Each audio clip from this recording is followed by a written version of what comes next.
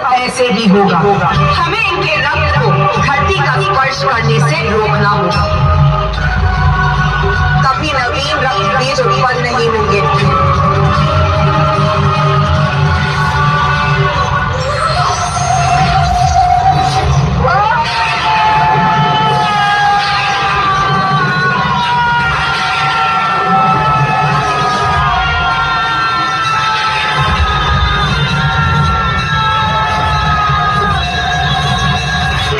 असुर को आहार बना लो, सभी के रक्त का पान करो। रक्त की एक भी बूंद धरती पर गिरने मत दो। जैसे आपकी आज्ञा माता।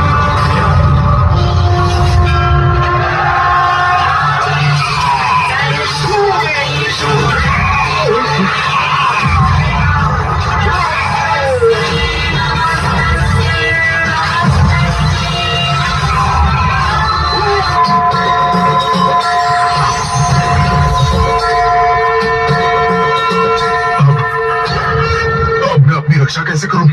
रक्त बीज, अब तुम्हारे रक्त का पान करूंगी मैं। बहुत बड़ी मूर्खता की है तुमने। माता आदि शक्ति की शक्ति से परिचित होने पर भी तुम शुंभ के कुचक्र में फंस गए। अपनी माता के सम्मान के लिए तुम जगत जननी से युद्ध करने के लिए प्रस्तुत हो गए। इतना भी विचार नहीं किया कि वो तो सभी की माता है, तुम्हारी माँ की भी। ये युद्ध सर्वथा अनुचित था। भक्त नहीं, भीरू हो तुम।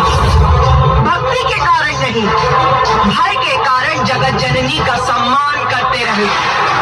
और फिर जब तुमने ये समझा कि माता की ही शक्ति सभी जीवों में समाहित है, तो अपनी धूर्ततापूर्ण कुतर्क से तुमने ये कैसे सोच लिया कि तुम्हारी शक्ति उनके समान है। फिर देवी कात्यायनी द्वारा महिषासुर वध को भूलकर तुम इस युद्ध में अपनी सफलता की कल्पना करने लगे। अधर्मी कितना भी शक्तिशाली क्यों ना हो जाए, उसका सर्वनाश निश्चित है। मैं तुम्हारा भक्षण कर अंत करूंगी तुम्हारा।